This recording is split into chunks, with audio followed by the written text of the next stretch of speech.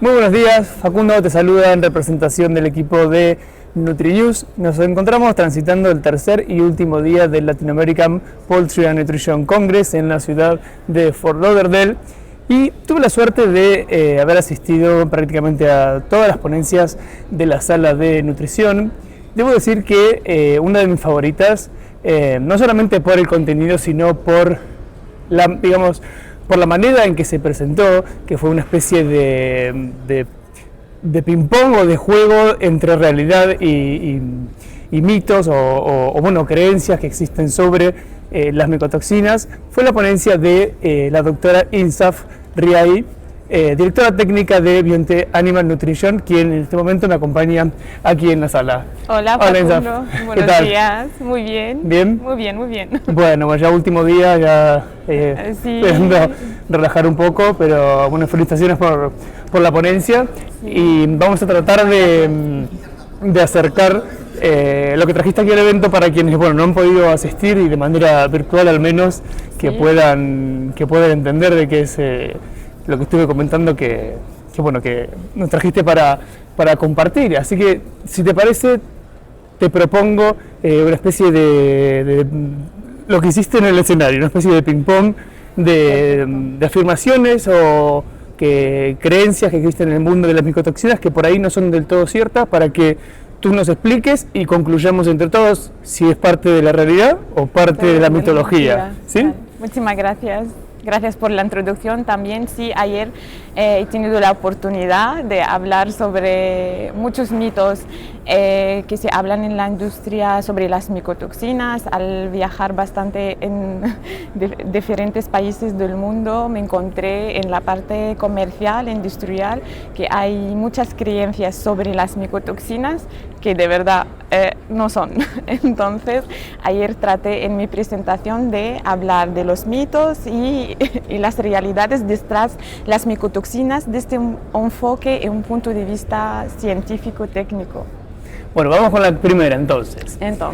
A ver, una materia prima contaminada, digamos, visiblemente contaminada con un hongo, donde podamos ver un hongo, digamos, los micelios, digamos, visible al ojo humano. ¿Eso es sinónimo de contaminación por micotoxinas? Efectivamente, esto no. Muchas veces miramos una materia prima, voy a decir el maíz, por ejemplo, y está visiblemente contaminado con hongos. Cuando analizamos no encontramos micotoxinas. Entonces, una regla muy importante cuando hablamos de las micotoxinas, que no tiene que ser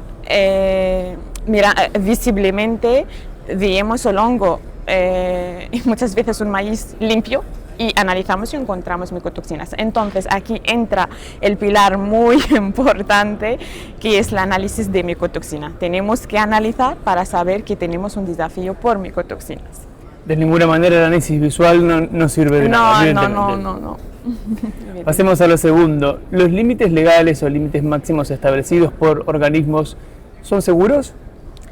Bueno, cuando hablamos de micotoxinas no hay una concentración segura, porque esto depende de muchas interacciones, depende del exposoma, pero también, por ejemplo, voy a decir EFSA, cuando los límites legales, las recomendaciones, la legislación por aflatoxina B1 y las recomendaciones que hay por las otras micotoxinas más documentadas, más analizadas, se ha tenido en consideración como si fuera una contaminación singular, o sea, sin tener en consideración el escenario de multicontaminación, que es el escenario más frecuente. Claro. Cuando lo analizamos, sin tener en consideración que hay sinergias entre estas micotoxinas, las interacciones entre micotoxinas, como sabemos, hay las sinergias, la aditividad, también antagonismo, y el 70% de estas interacciones son sinergias. Sinergias, ¿qué significa? Que el efecto tóxico está potenciado en el animal cuando se juntan micotoxinas, por ejemplo, la del Fusarium, cuando se encuentra fumonicinas con dioxinivalinol, ya el efecto está más potenciado. Y tampoco sin tener en consideración la presencia de micotoxinas emergentes y micotoxinas modificadas. Entonces, hay que tener en cuenta todos estos efectos, también hay que tener en consideración el efecto de exposoma y las interacciones con otros tóxicos. Entonces no podemos hablar de niveles seguros que existen. Tenemos unos niveles que más o menos desde la recopilación de la documentación técnica, la recopilación de documentación científica, más o menos decimos esto es nivel bajo, esto es nivel medio, pero siempre depende de muchos factores el efecto de las micotoxinas. Sí, además estaba pensando que el hecho de que existan distintos niveles de seguridad es un indicio de que en realidad no estamos hablando de valores exactos, porque bueno, no son máximos, no son los mismos niveles que establece la EFSA que la FDA, entonces esa discordancia ya te da un punto de que evidentemente no podemos hablar de una absoluta seguridad con estos valores, ¿no? Sí, también. Es decir, que también estamos en... Sí, es una... como nos guían estos valores, pero en el momento de evaluación en el campo, de evaluación del riesgo, sí tenemos que analizar como punto de control la materia prima, también analizar en el pienso, después utilizar productos en el almacenamiento para reducir los hongos que producen las micotoxinas, aunque sabemos que allí este punto no vamos a eliminar las micotoxinas. Bueno, la palabra eliminar tampoco es la más exacta, porque eliminar las micotoxinas a 100% es imposible.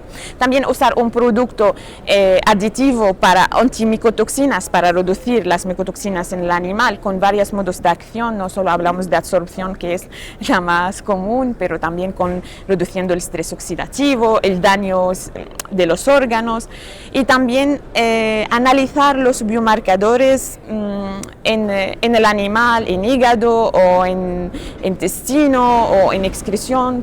Entonces son los puntos de control y mitigación. Se suele escuchar o se puede llegar a leer que los rumiantes solamente son susceptibles a la aflatoxina A1. B1, perdón, sí.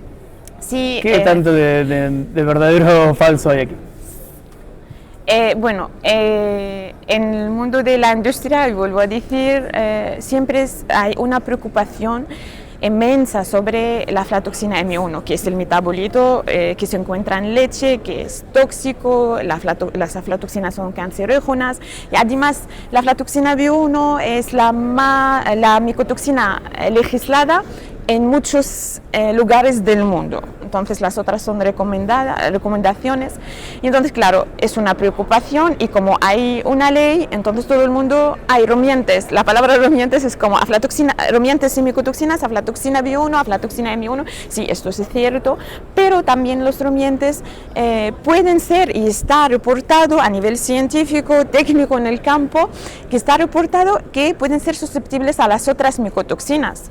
Sí que los rumiantes también tienen esta detoxificación natural a ocratoxina A o a dioxinivalinol. El rumen es buen lugar donde detoxifica estas micotoxinas, pero esto pasa a los animales que pueden ser sanos, pero los animales inmunodeprimidos, los animales que están con acidosis, o los animales altamente productivos, bajo estrés oxidativo, esta detoxificación natural no pasa, y entonces pueden ser susceptibles a otras micotoxinas. También los terneros, los pequeños, son como monogástricos, susceptibles a las micotoxinas. Y además, por ejemplo, se ha reportado mucho el tema de zearalenona en rumiantes. Se ha visto efectos sobre la reproducción. Entonces, no solo aflatoxina B1, aflatoxina sí que es muy importante, interesante, pero las otras micotoxinas hay que tenerlas en consideración.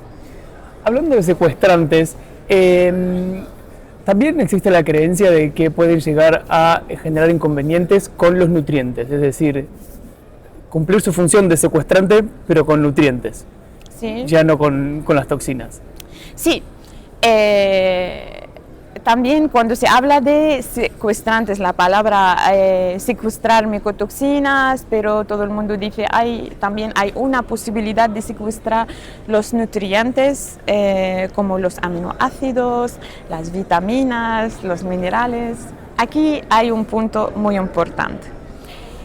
Sí que pueden las arcillas o los secuestrantes inorgánicos pueden secuestrar algunos nutrientes, Esto es cierto, pero lo más importante, esto se queda in vitro. Hay unos secuestrantes que pueden secuestrar, no sé, 4%, otros 80%, pero lo más importante que se ha visto después en el campo o en los estudios, el más importante, nosotros el punto es si secuestra nutrientes, entonces se va a ver reflejado en parámetros productivos, Claro. ¿no? Pero se ha visto frente a unos desafíos muy grandes de micotoxinas, utilizando absorbentes de micotoxinas, hay una mejora de parámetros productivos. Entonces, aunque este secuestrante, entre Sí. paréntesis, porque a mí la palabra secuestrante no me gusta, porque me gusta más la palabra solución o producto antimicotoxinas, porque las micotoxinas a nivel químico, la estructura química es tan diferente que lo podemos mitigar con varios modos de acción. Esto es otro punto.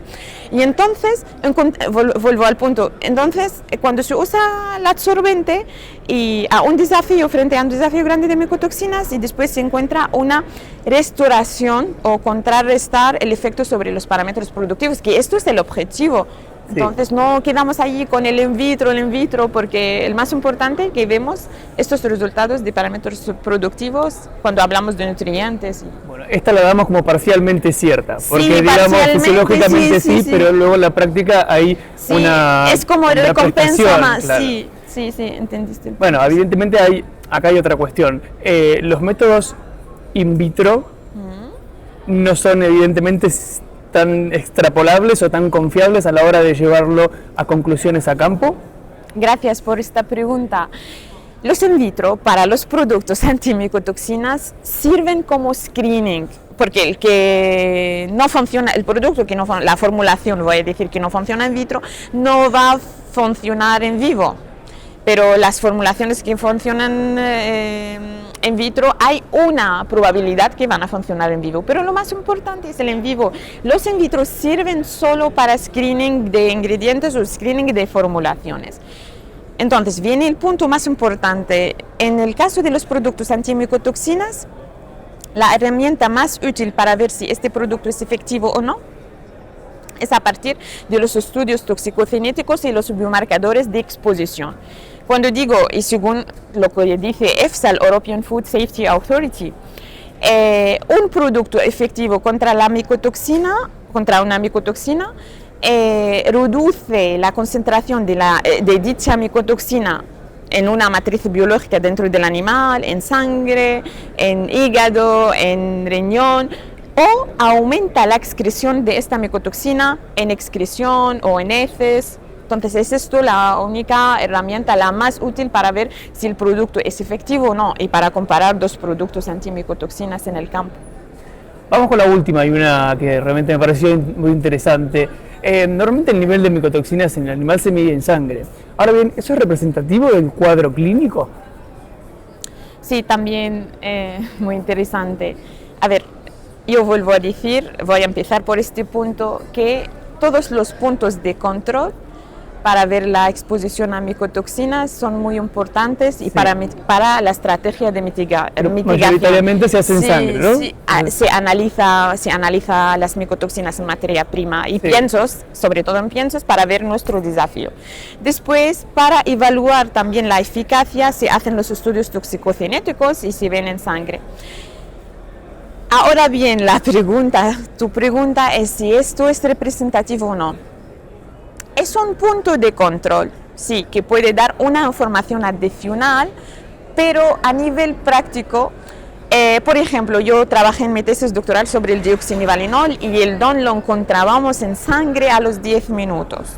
Y entonces a 1 hora y media, 2 horas ya está excretada. Es muy rápido. Entonces, imaginemos que tenemos una granja con 10.000 pollos y para sacar sangre, es como no se queda muy bien representativo para ver de verdad la eficacia de los productos, la absorción de la toxicocinética de micotoxinas. Entonces, sí, es una herramienta que puede ser un punto de control, pero sería más útil, digamos, si lo vemos, podemos verlo en hígado y también en excreta, porque ya está excretada y entonces ahí como es mucho más relevante. Insaf, muchísimas gracias. Muchísimas gracias. ¿Quieres agregar alguna conclusión, comentario final? Sí, gracias. Bueno, quiero decir siempre que eliminar las micotoxinas a 100% es imposible. La única manera y la mejor manera es la mitigación y la prevención, y ahí viene el análisis, que es el pilar de las micotoxinas para saber nuestros desafíos, el uso de productos también y soluciones que reducen las micotoxinas con diferentes modos de acción. Trabajamos mucho, sí, sobre la absorción, muy importante, pero también podemos mitigar las micotoxinas reduciendo el estrés oxidativo que producen, reduciendo el daño en la integridad intestinal o el daño en los órganos diana. Y también una herramienta muy útil es el uso de biomarcadores de exposición en el animal, como una herramienta también que completa esta estrategia integral. Y por supuesto, sin olvidar de la bioseguridad en granjas. Gracias, Insaf. Gracias, muchísimas gracias. La doctora Insaf Riay, directora técnica de Irionté Animal Nutrition, compartiendo casi una clase, diría, que seguramente los ganaderos, nutricionistas y veterinarios van a saber aprovechar muy bien. Hasta aquí con el contenido de hoy, espero que lo hayan disfrutado. Gracias por confiar en nosotros como medio de comunicación y te espero en la próxima. Adiós.